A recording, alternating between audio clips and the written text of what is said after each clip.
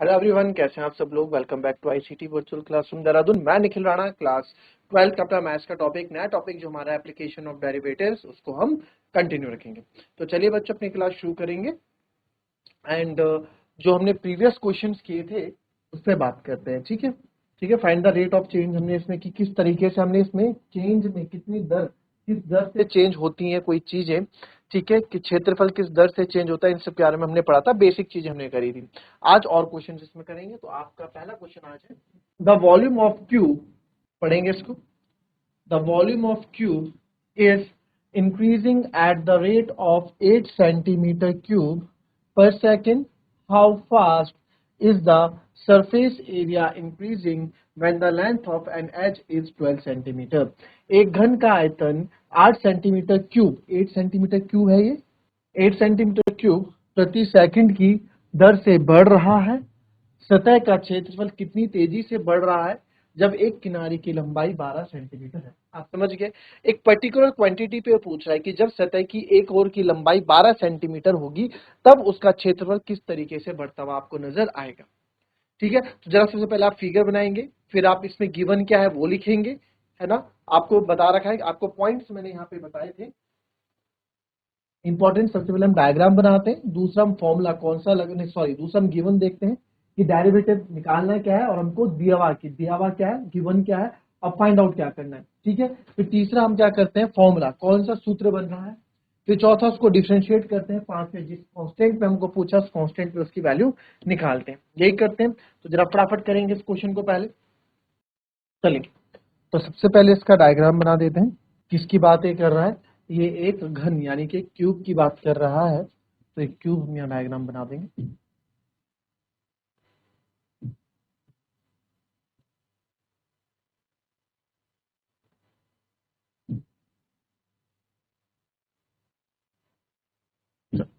तो क्या इस क्यूब की भुजाएं हमको दे रखी है, volume of a cube increasing, नहीं हमें नहीं दे रखी है। तो हम इसको मान लेंगे कि ये एक्स, क्यूब की तो सारी भुजाएं, घन की सारी भुजाएं बराबर होती हैं। तो मान लेंगे सबसे पहले लेट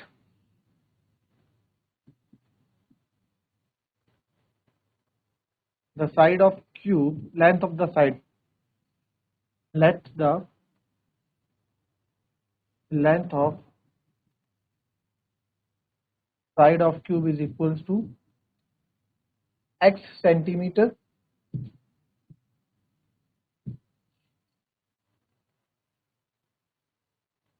दूसरा है कि कितनी तेजी से बढ़ रहा है जब एक किनारे की लंबाई 12 सेंटीमीटर है। ठीक है, सतह का क्षेत्रफल कितनी तेजी से आपका बढ़ रहा है, ये पूछा है। तो ठीक है, सबसे हमने मान लिया एक्सेप्ट। सबसे पहले डायग्राम बनाते हैं, फिर गिवन क्या क्या वो लिखते हैं।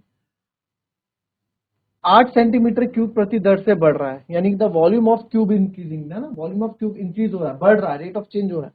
तो सर चेंज इन वॉल्यूम हो रहा है, डीवी किसके रिस्पेक्ट पे हो रहा है, टाइम के रिस्पेक्ट पे, प्रति सेकंड। डीवी बाई टी कितना है, 8 सेंटीमीटर क्यूब प्रति सेकंड। सतह का क्षेत्रफल कितनी तेजी से बढ़ रहा है, सतह का क्षेत्रफल कितनी तेजी से बढ़ेगा, यानी कि जो सतह है इसका क्षेत्रफल कितनी तेजी से बढ़ेगा। तो आपको यहाँ पर ये चीज भी बतानी पड़ेगी कि हम क्या मान रहे हैं, let S be the surface area and V be the volume, है ना। वी को आपने वॉल्यूम मान लिया तो आपको एस सरफेस एरिया मान लिया। तो या फिर ये पूछा D S by D T हमसे पूछ रहा है किस कितना निकलेगा जब एक किनारे की लंबाई 12 सेंटीमीटर है, यानी एट एक्स इक्वल्स टू, जब आपका एक्स जो है 12 सेंटीमीटर होगा तब उसकी लंबाई, जब एक छोर की लंबाई 12 सेंटीमीटर होगी तब कितनी तेजी से बढ़ेगा, ये पूछा। ठीक है, तो पहला डायग्राम हो गया, गिवन हमने लिख दिया। अब इसमें एरिया फॉर्मूले की बात, तो वॉल्यूम क्या होता है, वॉल्यूम, वॉल्यूम ऑफ क्यूब होता है साइड का क्यूब, यहाँ पे जो हम लिखेंगे v equals to X cube. ठीक है, एंड सरफेस एरिया का अगर मैं वॉल्यूम करूं, चलो आप पहले इसको दोनों फॉर्मूले यूज करेंगे आप। तो आप डिफरेंशिएट, दोनों साइड डिफरेंशिएट करेंगे रिस्पेक्ट टू टी, डिफरेंशिएट।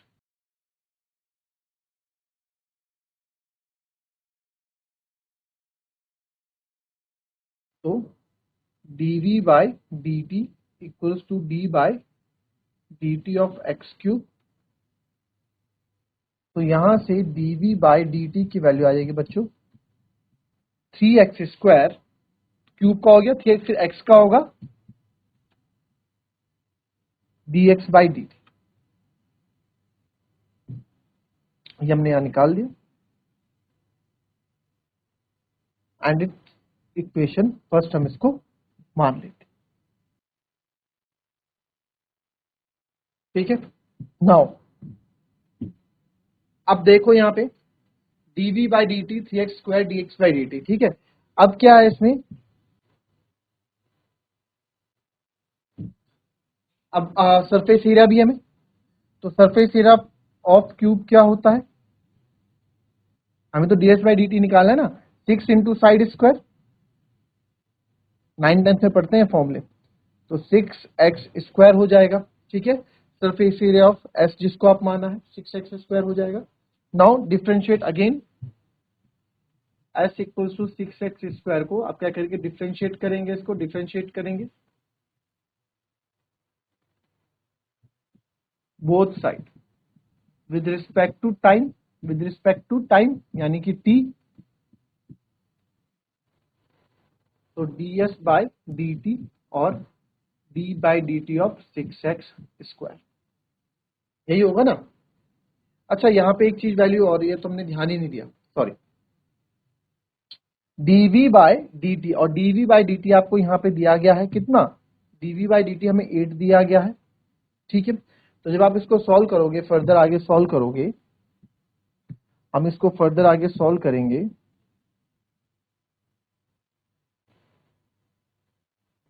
तो dx बाई dt की वैल्यू क्या हो जाएगी, 8 बाई 3x स्क्वायर,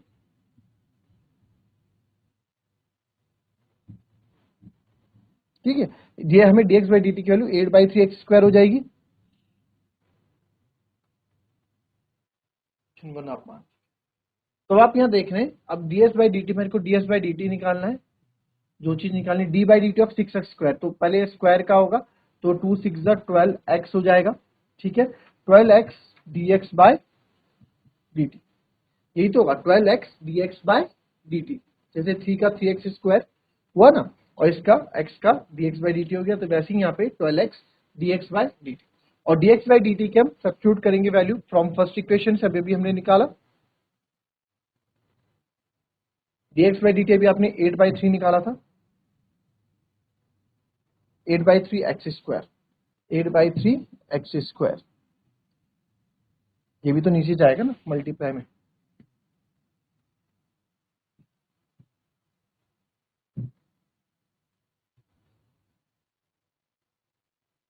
12, तो यहाँ क्या ds बाई dt क्या चेंज होगा, 4 8 32 अपॉन x सेंटीमीटर स्क्वायर प्रति सेकंड, एरिया है क्योंकि, है ना, क्षेत्रफल है, एरिया, एरिया सेंटीमीटर स्क्वायर में चलता है। तो हमको क्या बोला है कि सर जब इसकी क्या बोला गया है, सतह का क्षेत्रफल कितनी तेजी से बढ़ रहा है जब एक किनारे की लंबाई 12 सेंटीमीटर है, तो जब 12 सेंटीमीटर है तो at x equals to 12 centimetre, यानी कि ds by dt change in surface area with respect to time, कब, जब x जो है सर 12 है, तो जाएगा 32/12, x की जगह क्या आएगा 32/x है ना, तो इसको आगे सॉल्व करोगे 32/12, इसको आप कट करते हैं, तो 8 4 4 8 32, 4 3 12, तो sir 8 by 3 centimetre square cube नहीं, 8 बाई 3 आ गया, तो देयरफॉर ds बाई dt यानी change in surface area with respect to time at x equals to 12 centimetre में 8 बाई 3 सेंटीमीटर स्क्वायर प्रति सेकंड की दर से क्या होगा, चेंज, यानी वो चेंज होता है। आई बात समझ में, क्लियर है, इस तरीके से हमें आंसर करना। चलिए अब नेक्स्ट क्वेश्चन देखेंगे, the radius of a circle is increasing uniformly at the rate of 3 centimetre per second, find the rate of which the area of the circle increasing when the radius is 10 centimetre, एक वृत्त की त्रिज्या 3 centimetre प्रति second की दर से समान रूप में बढ़ रही है, यूनिफॉर्मली बढ़ रही है, मतलब एक समान फॉर्म में बढ़ रही है, कम ज्यादा रेट नहीं है, एक ही रेट है, वह दर ज्ञात कीजिए जिससे वृत्त का क्षेत्रफल बढ़ रहा है जबकि त्रिज्या आपकी 10 सेंटीमीटर होगी। यानी कि जब उस सर्कल की त्रिज्या 10 सेंटीमीटर रही होगी या 10 सेंटीमीटर हो जाएगी तो वृत्त का क्षेत्रफल कितना आपका बढ़ेगा। क्लियर? कॉपी करने जाए इसको करेंगे बार try.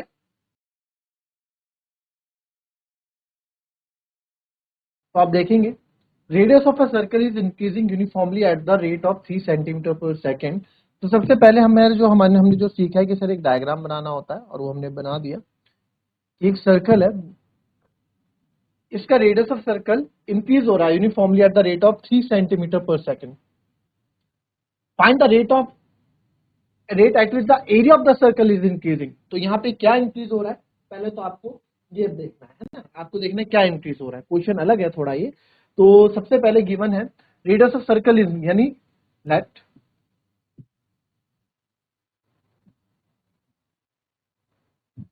Radius of circle is equals to r and let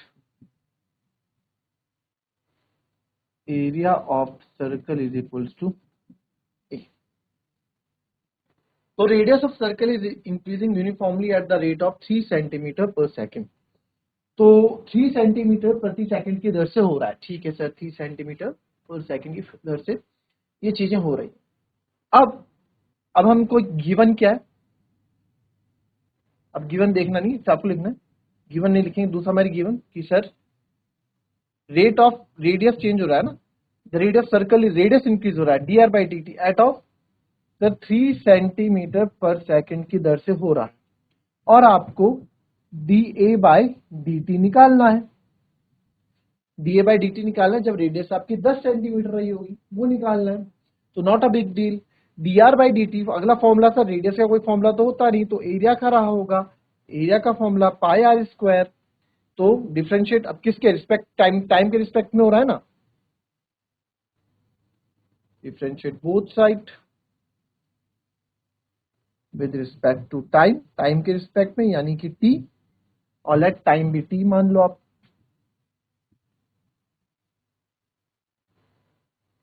तो d by D T of a and change in time with respect, change in radius with respect to time। तो dA by dt हमको निकालना है। तो dA by dt dr square power का होगा तो 2 और बच जाएगा r, यानी dr by dt।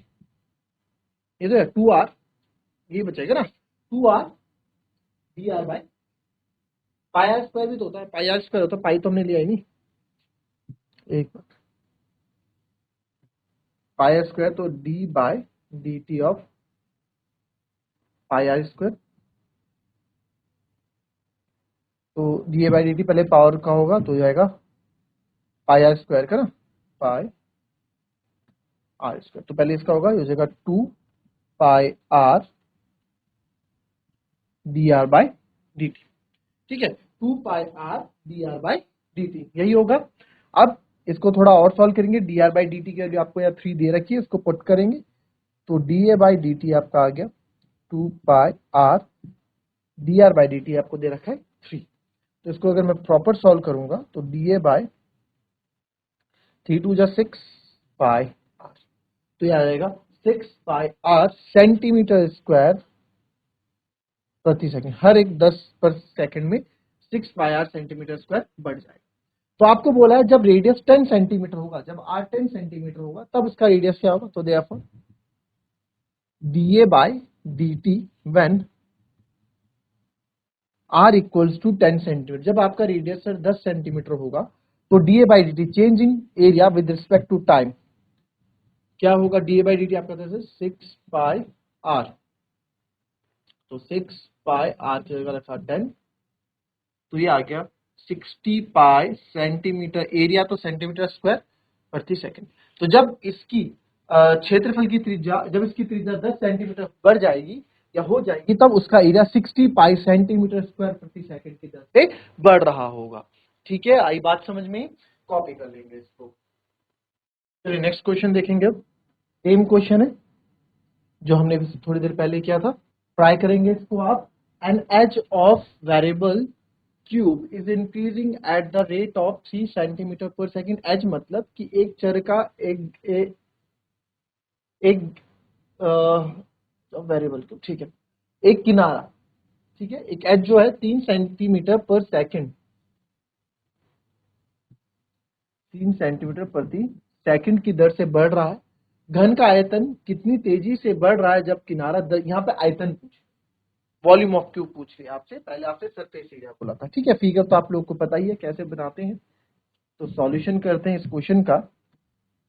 तो लेट आप साइड ऑफ द क्यूब या लेंथ ऑफ द क्यूब आप मान लें, let edge of a cube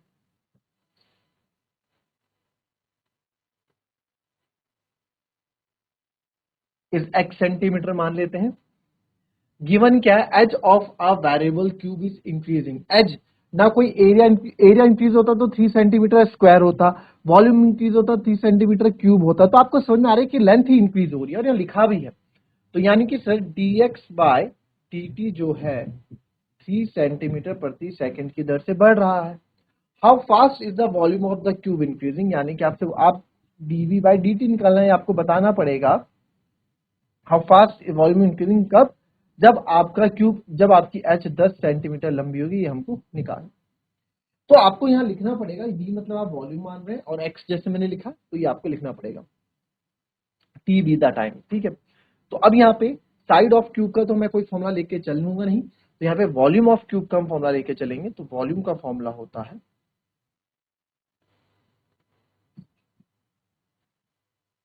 side cube यानी कि x cube.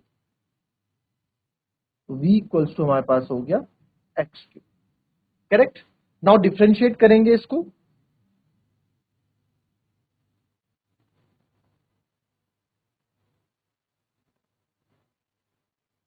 Differentiate both side with respect to time। तो dv by dt और d by dt of x cube. तो अभी आप यहां देखेंगे dv by dt x cube का हो जाएगा 3x स्क्वायर, फिर x का होगा हो जाएगा dx by dt, क्योंकि टाइम के रिस्पेक्ट में। dx by dt की वैल्यू मेरे को 3 दे रखी है यहाँ पे, तो यहाँ पे 3 रख दूंगा। तो dv by dt 3 3 9x square centimetre cube, क्योंकि वॉल्यूम है तो 9x स्क्वायर सेंटीमीटर क्यूब प्रति सेकंड की दर से हमारा वॉल्यूम बढ़ रहा है। ये वॉल्यूम की एक दर है।